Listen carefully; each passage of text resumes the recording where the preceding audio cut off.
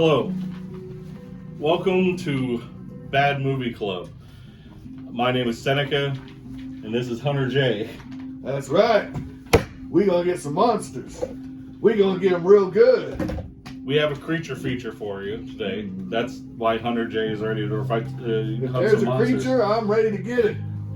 Well, to start Bad Movie Club, this idea started because I love bad movies. And if you're watching this, you probably love bad movies too. So my standpoint on bad movies is they're either 5 and below on IMDb, or critics hated this movie, or the movie did not make any money at the box office. But I'm not going to include movies like Rocky Horror Picture Show, which just didn't have a whole lot of area to run and then became a cult classic. I'm not going to include stuff like that because now there's people who rate those movies pretty high on like Rocky Horror Picture Show. So you're saying retroactive reviews count? I don't know about like that. You don't know if you like that? That's okay. We can go with that. Well, it's my show, Hunter J. It's your show. I'm just here for the party. Yeah. Well, today Hunter J recommended this video be our first movie that we chose, and it's 1988's H.P. Lovecraft's The Unnamable. Ooh, that.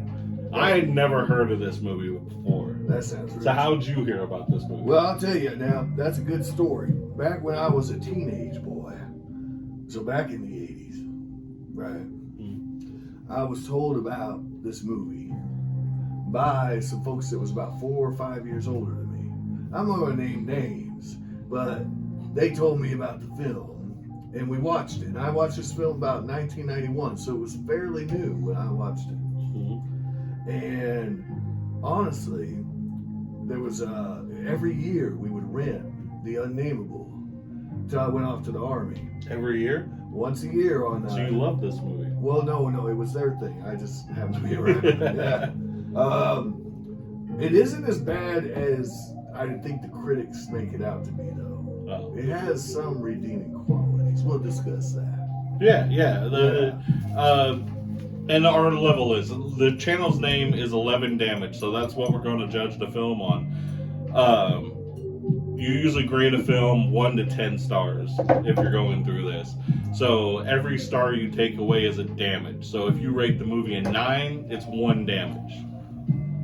Or no, 2 damage. If you rate it a 10, it's 1 damage. If you rate it 9, it's 2 damage until you get down to 1, which would be 10 damage.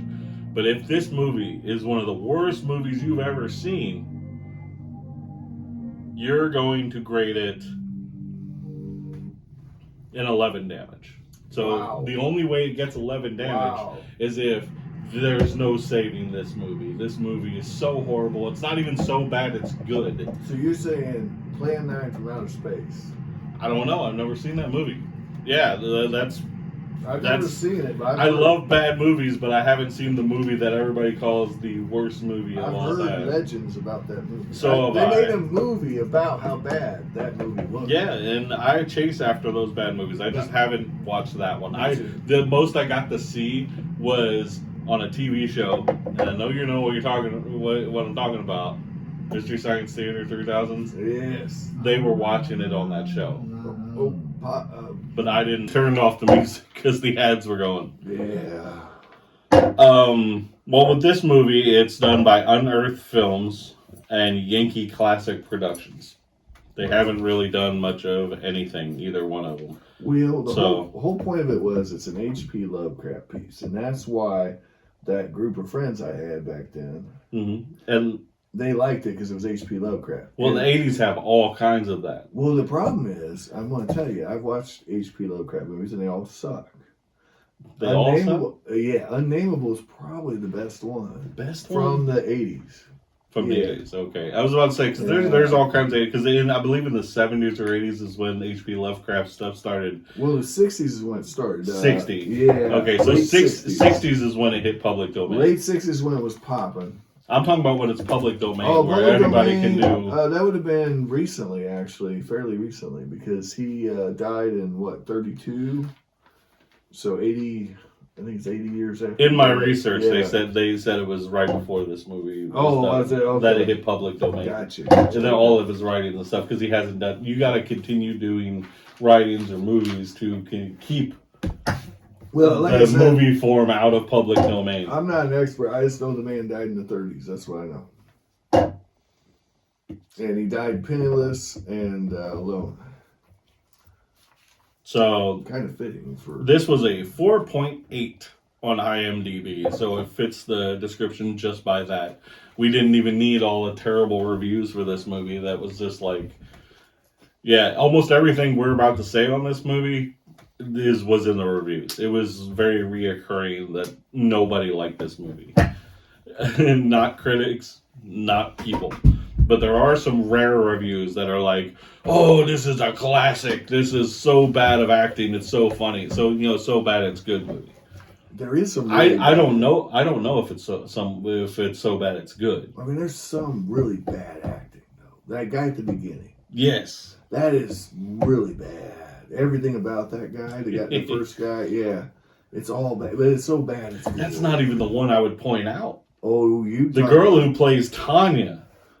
She only acted. The only acting role she has is in this movie and the sequel of this movie. Sequel? They made a sequel to this movie. They made a sequel. Don't ask me how, because it didn't make any money at the box office. Well, by God, it didn't cost much to make then. But the guy got back for a sequel somehow, which I think it's all in the director's power that it got a sequel. Yeah, because that's one of the bright spots from the movie, is the director. But I'm going to go back on Tanya. Tanya, this girl.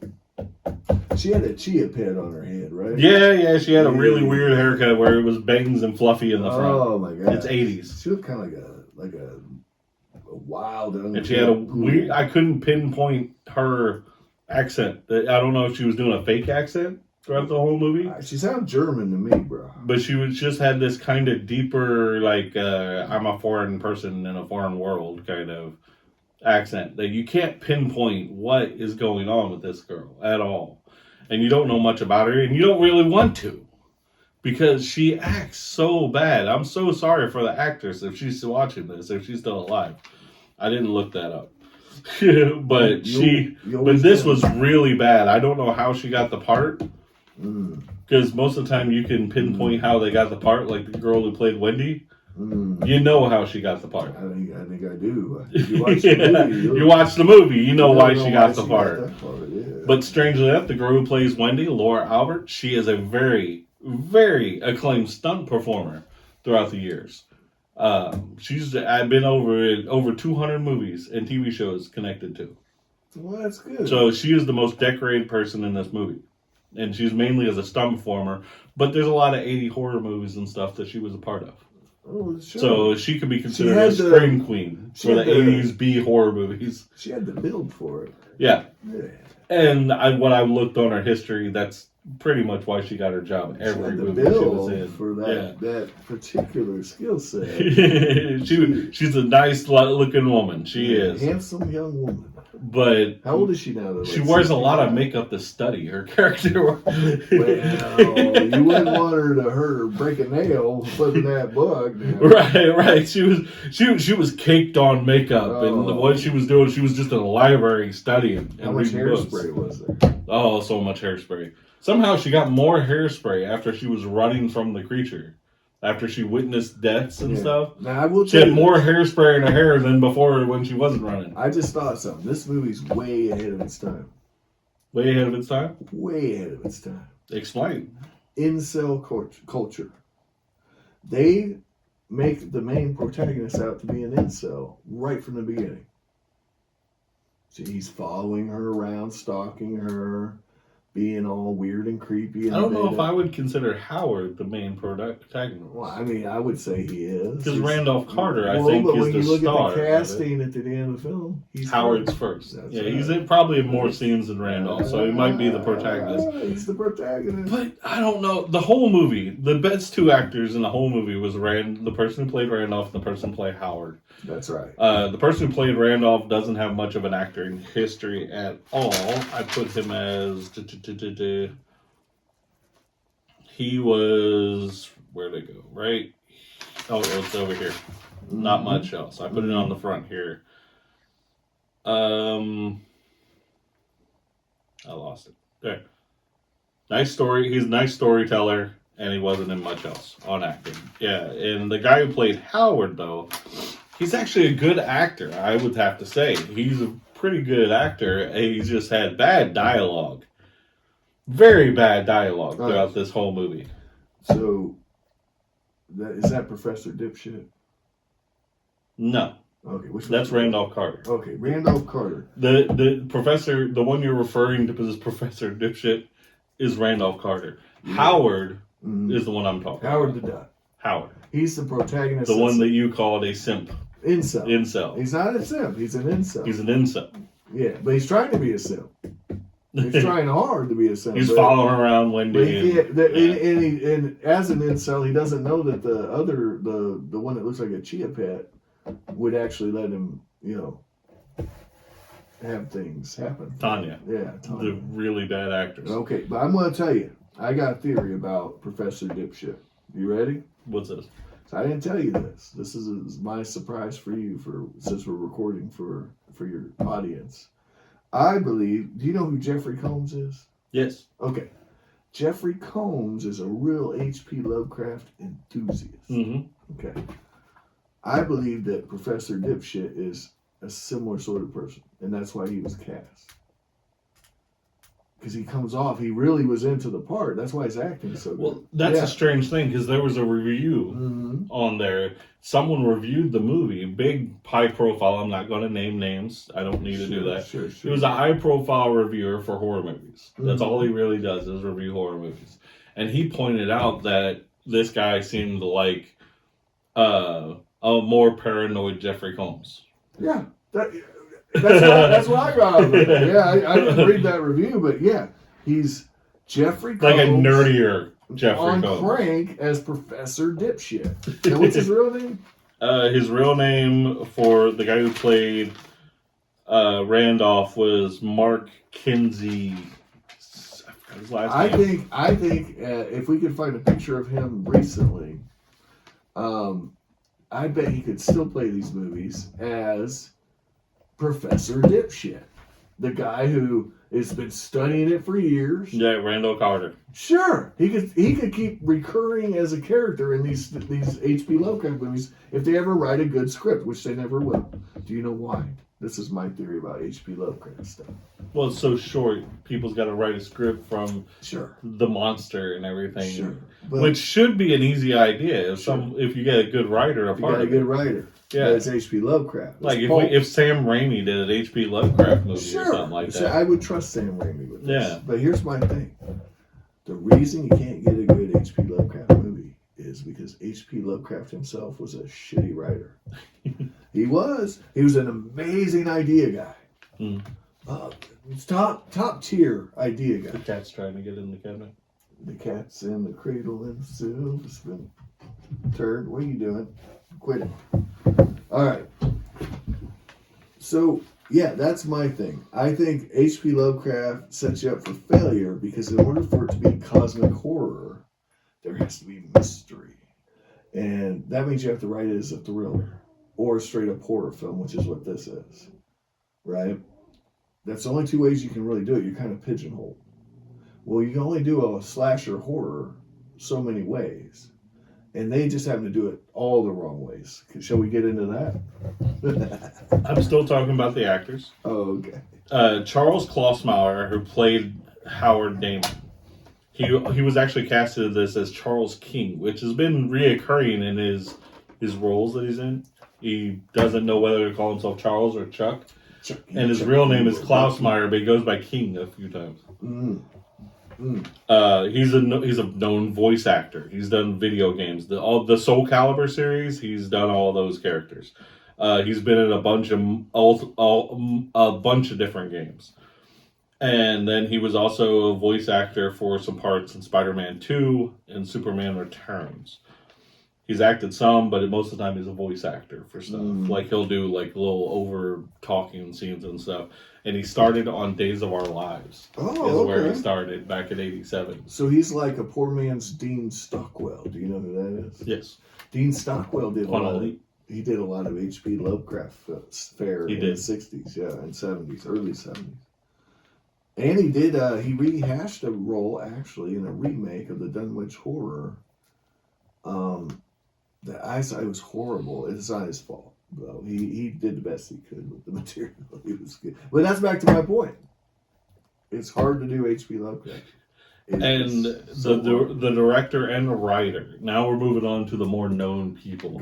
From this movie. Director and writer Jean-Paul Ouellet. Ooh, Jean-Paul. He's known for being a second unit director on Terminator. So he helped put that. He was second unit director, so he wasn't the main director, but he was like behind the scenes directing traffic. I'll be back. Yeah. So that's what he was known for. He really didn't do much of anything else. So, and that was before this. The first Terminator was before this. Oh, I knew that actually. So they decided, hey, the studio was like, hey, you helped on Terminator. You did a pretty good job. You got recommended by all these guys that were part of Terminator. So we're going to give you your own movie. And that's pretty much how he got this movie to go through. What was the budget of this son bitch? Barely there. The whole thing's pretty much shot inside a college campus, library, and in that old house, in that old abandoned house, which wasn't probably even. That's always the greatest thing. Whenever you say a B horror movie, you're like, it takes place in an old abandoned house. Well, of course it does. It was a dark and stormy night. But the biggest guy, the most known guy from this, did the effects. He was effects and makeup for this show.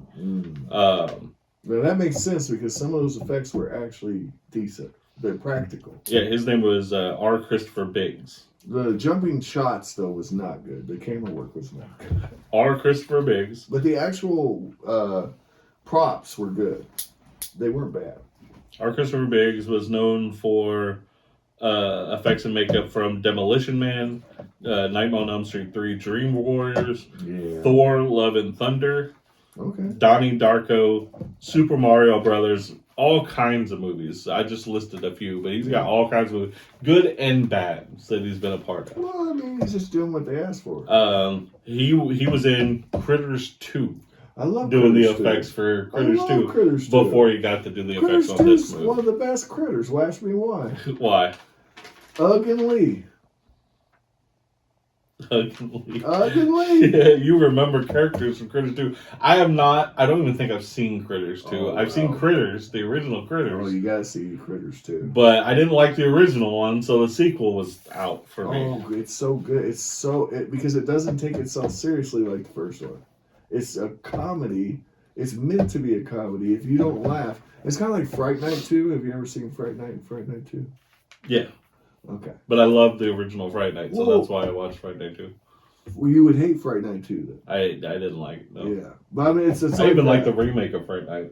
Yeah, I got you. Well, Fright Night 2 doesn't go with Fright Night 1 at all. But if you appreciate that about the films, you might like Critters 2. Like, say, you're saying I hate Critters 1. I'm saying you might actually like Critters 2. That Critters 1 is one of those movies that I can laugh at. One of those B horror movies that I can laugh at, but I haven't seen it for like 20 years, so it's hard to judge it. You're going to crack up for Critters 2.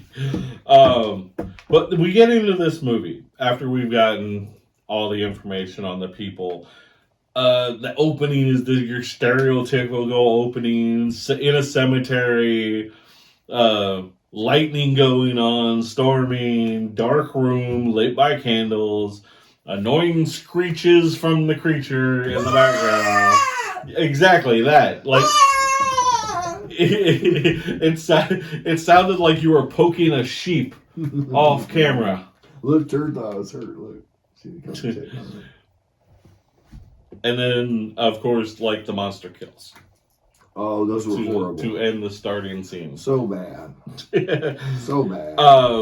Right away after that first scene, all you got was a little bit of the creature. You couldn't see what the creature was, and then that one guy talking. Right. And I was like, acting.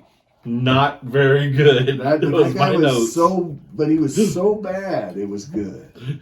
Not His very face, good. he looked like he was constipated. Not getting disemboweled, but constipated while he was getting disemboweled. Yeah, there was like no emotion coming from his acting at all. All he needed was... And he was supposed to be holding this girl that I guess referred to as his daughter. Yeah. At the start. Right. There's no emotion going on. And you're like, ah. Like you're groaning going into this movie. All he needed was one of these, and he could have took care of that demon. And did you notice how small the door was at the start of the movie? That dude was like a foot taller than the door that they were walking through. It got bigger, didn't it? It got bigger at the end. Bigger, and then they later on in the movie. I don't even know if it was the same house. How many times did they break that door? I could count 3 times that door broke, and then all of a sudden it was back up. Well, they probably broke not even on purpose. But did the creature put it back up? Because that creature didn't have hands. It didn't have a foot. I mean, how did it put it back up? It didn't. We don't know. We don't have a clue. That's a part of a great bad movie. If there's things going on in the movie that science can't explain. Well, there was magic involved, so maybe that explains it. Magic. Maybe the house magically... Well, why didn't they magically clean the rest of the house? Why is it covered with dust? Well, maybe it's only in that one chamber, the magic chamber. And the wallpaper falling off. Where does that thing go to crap? And why didn't they step in pilot? The thing had been there 200 years? Yeah, maybe they used the toilet. Well, there's no toilets. They had outhouses back then, and the house was sealed in the 1700s, so there was no plumbing. So that thing had to be crapping all up in the house, everywhere. So maybe it went out to the woods. Maybe it can't leave the house. It never left the house once. There's no reason to believe it could leave the house. Well, it went outside the windows. Remember? Windows. Because it had to break in the windows. Remember at the end. That's at the end when it left. It left because it was forced to leave. But that was a spell. But it broke in the window. Remember that scene? Where it jumped in and attacked them? Because they looked out the window because they thought it was a reflection of their face. But it was the creature's face and then it jumped through the window. Yeah, that was later on. Yeah. Yeah, so the creature went outside because they came in that window. It must have been trapped within the immediate grounds, though.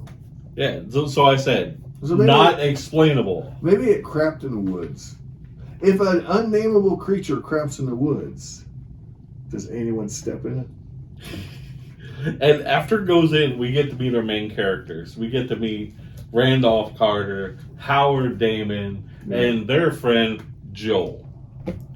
And in this scene, I have many notes wrote down just for this opening scene where we're meeting our characters. Well, in case I like Randolph Carter. His storytelling, when he's telling the horror story, because he tells the story of the Unnamable in this movie at the start, like the original short story. Is that Dr. Shithead? Yes. Okay. That makes sense. And I like the way he's telling the story. Like, I want to hear more stories talking by him. I wanted him to be on the camera more often, but like I said, Howard is on the camera more. That's because he had a prettier face than Randolph Carter. That's what they were going for. That's what the director wanted. He wanted that pretty face. And like I said, Howard's notes is good actor, bad dialogue.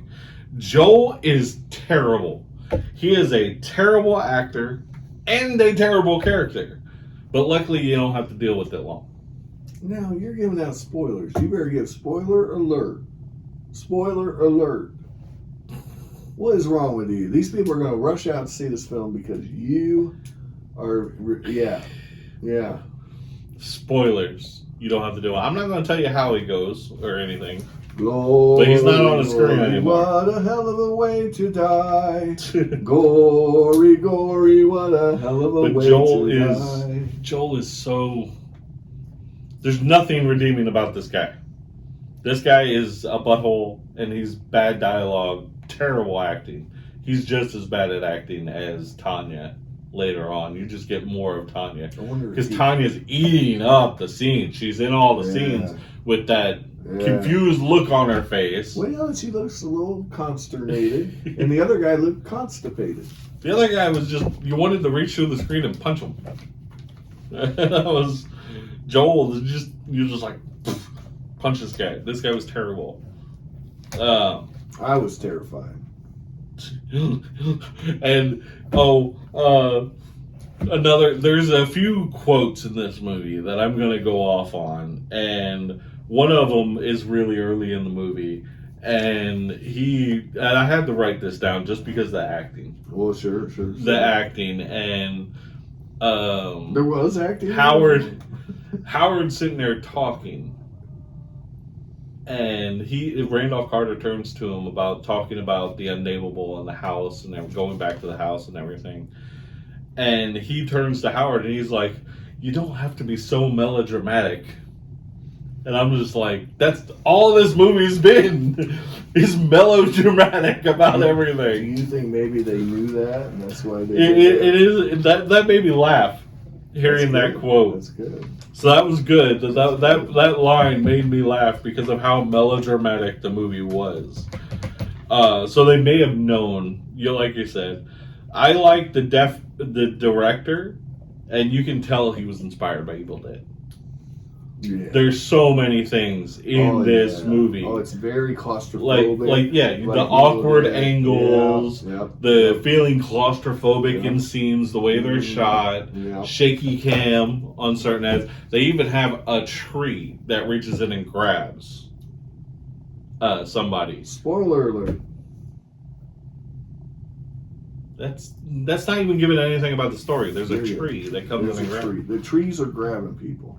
But it's not the kind of tree stuff that they had in Evil Dead. No, it's just grabbing. It's not rated XXX. It's not that kind of scene. But you can tell it was all inspired by Sam Raimi.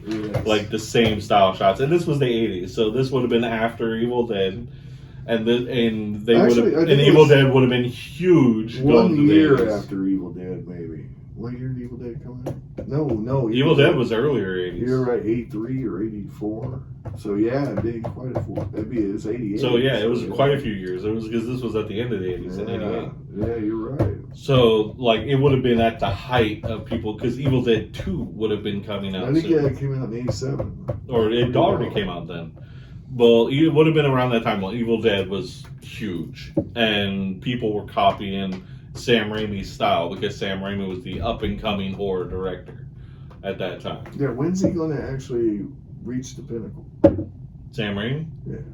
Well, he kind of got away from that. He was doing movies like Spider-Man, and he's done multiple different kinds of movies, but he got started with that.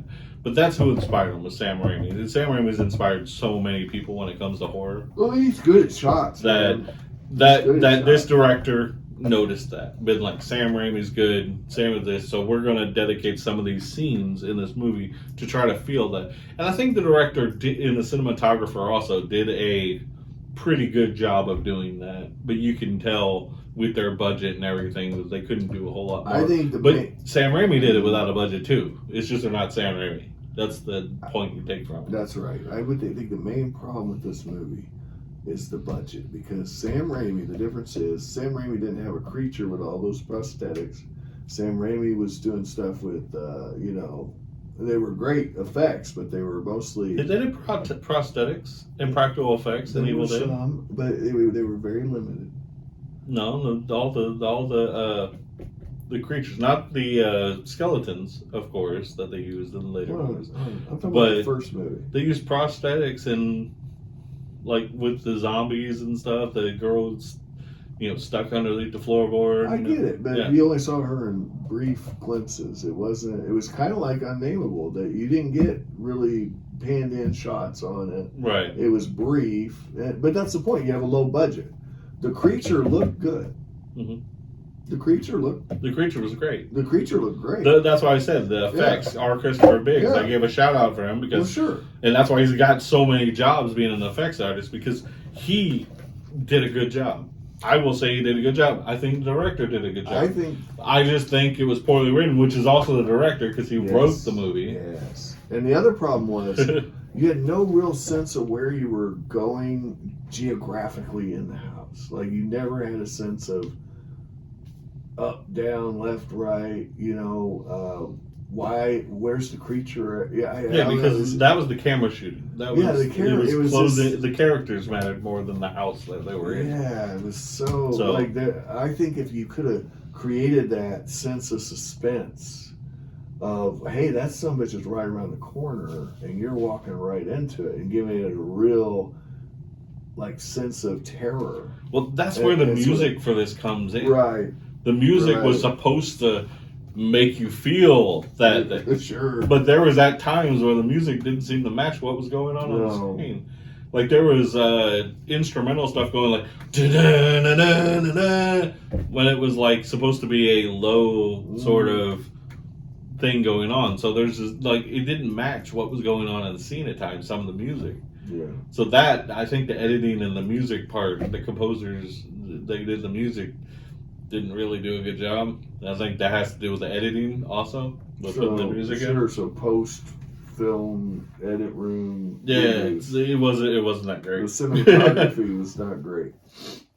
This movie's so 80s though. Oh, very. Like, you watch this movie, you're like, this was definitely made in the 80s. Yeah. They were, the dress, they had the sweater wrapped around the neck. Oh, it was Karate Kid looking dudes. Revenge of the Nerds. Yeah, Revenge of the Nerds, all of that. And a bag of potato chips. Yeah, the practical effects were good, and I'm also going to point out some more quotes that happened, because that awesome quote of "Don't be so melodramatic" is not one of the best ones. Okay. It's great. It made me laugh. But there's a quote in here that says, "Just like a woman to faint." Yes. Yes. That's a quote from this movie. Now, just like a woman to faint. Would that fly in the circles today? That would definitely not fly in the circles today. But because that, I don't know if that really flew well back then. I think you're right, because there were plenty of that stuff back then. That's kind of what, when it was really catching fire. Yeah, the thing is, the hysterical woman is a trope used in basically every slasher horror film. And there's also a quote right after that. Right after they say that, it says, "That's not the kind of animal I want in me." Oh, wow. That's a quote from this movie. That was supposed to be a sexy quote, as they were talking about it. But it involved a bloody bone, which later on we find out it belonged to one of the people who was killed. A person. We will not spoil. So they grabbed a bloody bone and that they were on while they were trying to get it on. And hold on, you telling about getting it on? In the movie. That's where this line comes from. And it's like, oh, it's an animal's bone. And the girl goes, "That's not the kind of animal I want in me." So you think she was making a sexual innuendo? She did. And then he was like, "Well, what about me?" And she's like, "Well, how big are you?" Right. And I had hoped that she was referring to food at a buffet. That's what I thought. Well, no, it's not that. So you're saying that was a sexual innuendo? Okay. And one of the deaths in this thing made me laugh. Okay. Because the kills are bad. They're really bad. The practical effects is good for the kills. Yes. But the kills themselves are very bad. They're very bad. One has a gentle banging of floor. That scene is what I call it. Their heads just barely hitting the ground. Gently. Yeah. The creature sitting there doing this with their head, but it's not like violence. Stab me in the face with that. Like hard violence with it. It was like,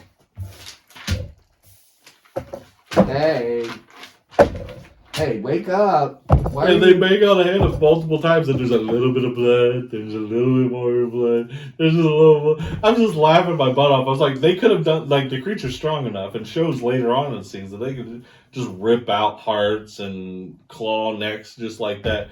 But you can't just bang a head off the ground and make it bleed. Well, but then later on, there's copious amounts of blood. Right.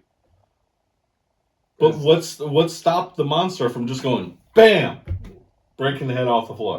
The practical effects. And do you know if the effects, if they would have done it, if they could have done like a mannequin instead of the guy person, they could move it really fast and bust it on the ground. They wouldn't even have to have the guy acting, which was one of the terrible parts of that scene. Oh, he couldn't act. Anyway, later they show the same guy and they use great effects. Remember? Yeah. When they find the creature chewing on him. Yeah. Great effects. Look very good.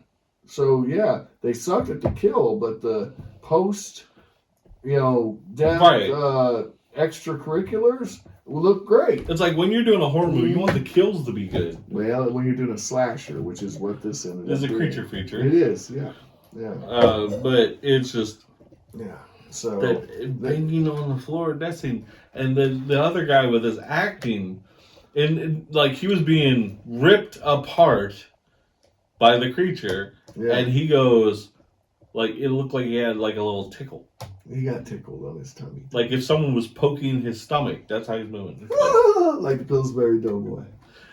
Ooh, like Shaquille O'Neal when he's doing that weird dance. Like he had his throat big out. Why didn't they do a kill like him gargling or whatever, gargling that blood, going like, I don't want to die. You know what I mean? No, he didn't. That was a perfect scene to do that. The blood would be like, he had 0 Fs.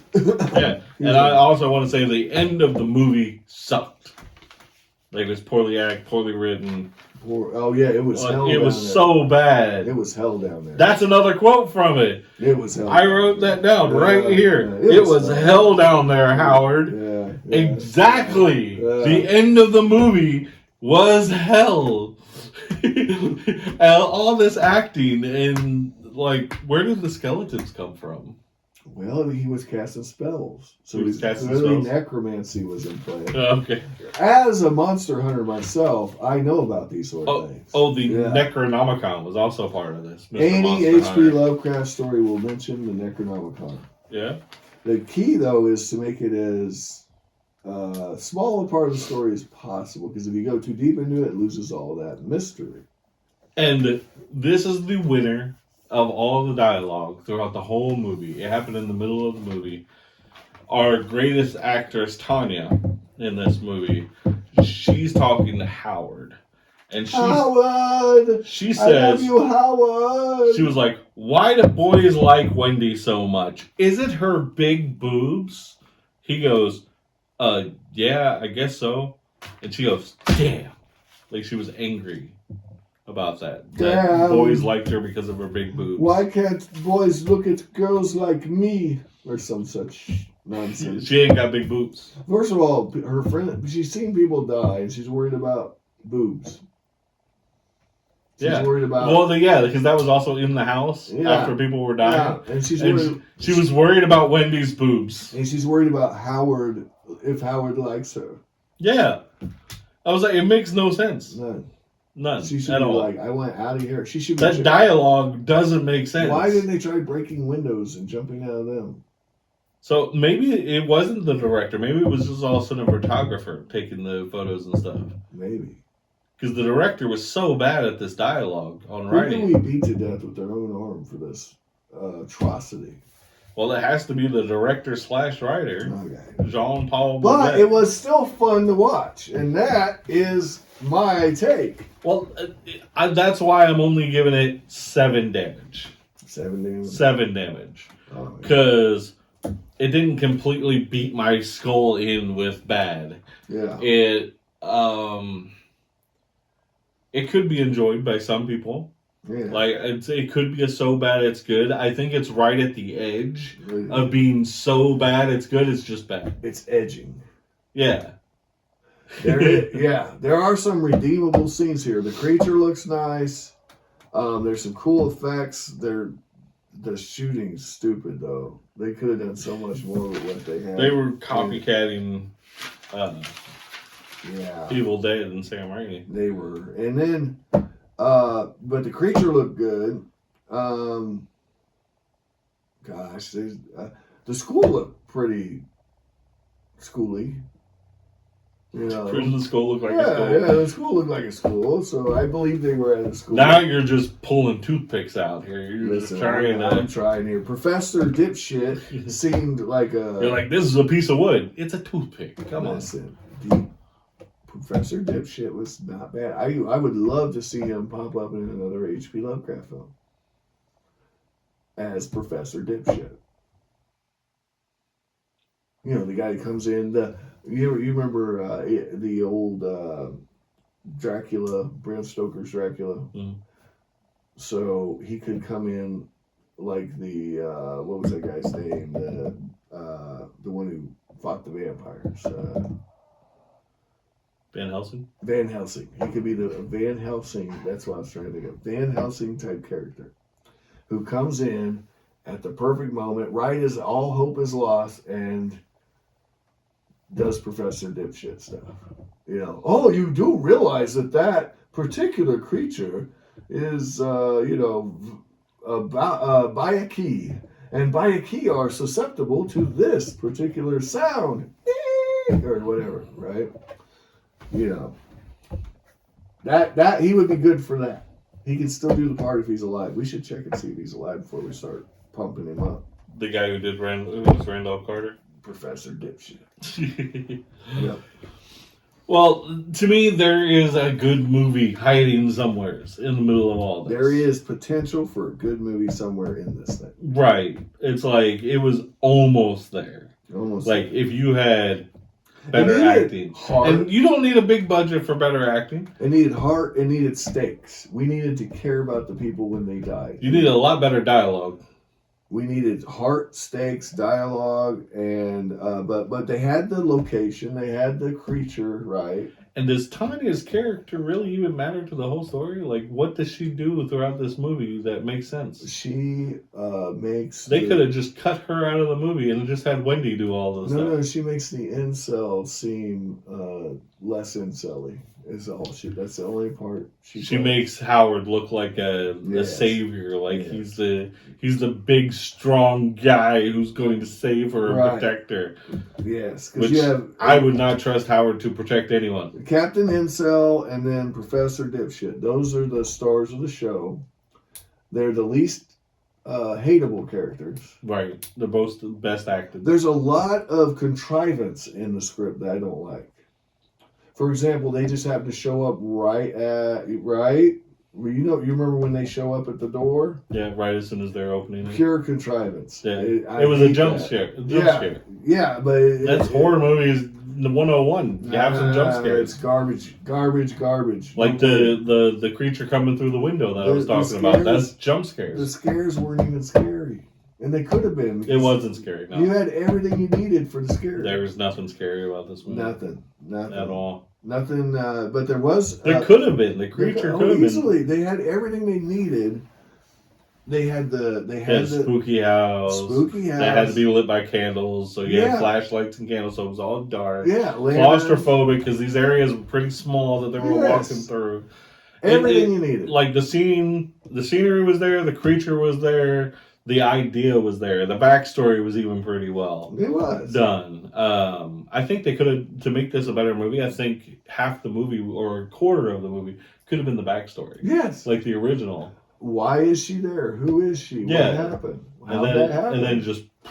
And then we go into nowadays.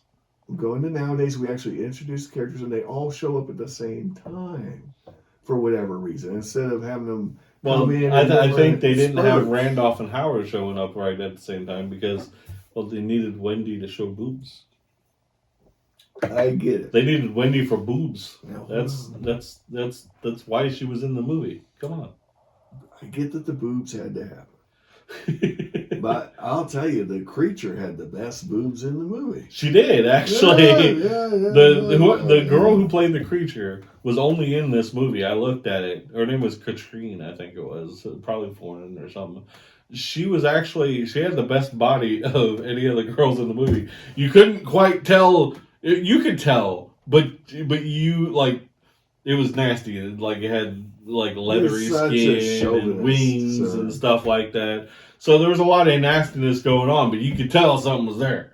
You say I'm nasty, but I don't give a damn. And I'm sure there's probably someone out there and be like, "Yep, I'll bang the monster for you."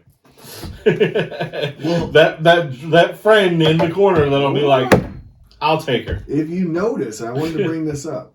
It's the inconsistency of the monster. Yeah. Because at the end, she's trying to make out with that dude, not kill him right away. Well, she wasn't trying to make out with him. She was trying to, because why was he able to resist her at all when those two big jocks couldn't do nothing? Right. She was trying to make out with him. She was trying to get that D. She was. It's the only explanation. Well, yeah, it was. You could tell they were milking the scene. They were just like, is she going to kill him? Is he not? Yeah. But it wasn't like a fight or anything. I don't know if it was trying to kiss him or whatever. Well, she was trying to kiss him. She was trying to get that thing. But it was like the creature was struggling with something, but we didn't quite know what the creature was struggling with, because it's like the hands kept on moving and stuff like that. So I completely understand where that problem is, because that scene right there, that death scene, you're just like, or not death scene. Yeah. Because, spoiler. Spoiler, the man second movie. Yeah. If I had been there, no worries, it'd have been a done deal. But the creature's struggling. The killers made quick work. The creatures made quick work of all the other people that were in there. Yeah. And then this one guy, Captain Incel. The plot armor was strong with Very Howard powerful. going through this on like the Howard gets knocked out earlier in the movie, just gets up and goes away. Yeah. You wouldn't want Captain Incel to get hurt. Just woke up and started running around and found Tanya, and then all of a sudden we had Tanya chewing up scenery again. But then that whole thing when the creature's on top of them and rolling around, rolling in the hay. Yeah, nothing goes on. So it's just like the plot armor is strong with this one. I don't want to get too specific, but let's just say Tanya all of a sudden becomes a behemoth and hits her with a flashlight, and it mattered. All of a sudden. Remember that? Yeah. Yeah, that didn't make any damn sense. I don't care. Girl power, final girl stuff. Yeah, no. Which Tanya is the worst actress, worst character of all time. I'm going to put it right here. But she is also the worst final girl of all time. And I've seen a lot of horror movies. Final girls are supposed to be like, you have like Dancy from Nightmare on Elm Street, and just a whole bunch of them. You have Jamie Lee Curtis. You have a bunch of final girls that really matter, that stand out. Have you ever seen Texas Chainsaw Massacre 2? Yeah, she's the final girl. Like you're feeling at the end of Texas Chainsaw Massacre, you're feeling the emotion that she's like, ah! Yeah, she's in that chainsaw. Because she had to pretend to like Leatherface. You know, while he was cutting the face off of that other. Her friend that final girl matters. Yeah, he gave a shit. A bad excuse for a character, let alone a final girl. Yeah. I was going through the whole movie, been like, she needs to die. She needs to die. She needs to die. And you don't want to be rooting against the final girl, right? You can. I've seen all kinds of movies where I root against the protagonist. Right. Of the movies. That's the protagonist. Captain Incel, Howard. I'm not really rooting against him, though. No, he was irrelevant. Really. So there has been multiple movies where I'm rooting against the protagonist. I'm like, you gotta die, you gotta die, you gotta die. One of those being like Cabin Fever. Yeah. The lone survivor of Cabin Fever is like the biggest prick in the world. But something happens. That's the point. All right, let's wrap this up. We've been going on. But anyway, the Unnamable, the Tanya's like the worst final girl in history. And this movie, I think, there are people who will enjoy this. I can say it's not that bad. There's just so many bad aspects of it. And when they do it bad, they go all out on how bad it is. But there's some redeemable qualities. So my final score is 7 damage. I hope you enjoyed this video on at Bad Movie Club. So if you want more movies like this, just comment, like, and subscribe. Put in some movies that you want us to watch. You want me to watch and we will judge whether they're bad or whether they're so bad they're good, or if they're just one of the worst atrocities known to man. Or, strangely enough, I might like it. So I'm gonna give this movie 3 damage. Only 3 damage? Only 3 damage. So this movie's an 8 in your mind? Well, I mean, as far as passable slasher horror films, it's Well, it's 8 out of 10 stars if you give it 3 damage. Really? I thought they were all bad. I thought we Because 10 damage is... I thought we started it bad, and as far as bad movies go, it would be an 8. Because it's not that bad. It's barely bad. Well, what if you put it against other movies? Because that's what I'm putting... Oh, you're putting it against other movies? Yeah. Oh, it's like a 5. A 5. It's like a 4.5. So 6 damage. It's like a 4.5. So 6 damage. Yeah, it's like a 4.5. Against other movies. So you're 6 damage, I'm 7 damage. We were about the same. Oh, okay, yeah, it's a 4.5. Okay. Yeah. All right. So, anyway, Bad Movie Club. We don't come here to judge you, but we will judge bad movies. Well, that's Movie Club. Or Bad Movie Club. Not Movie Club. But Bad Movie Club. And we don't judge you unless you're a bad movie. So keep watching those bad movies. And we'll keep on judging them. See you later. Bye-bye.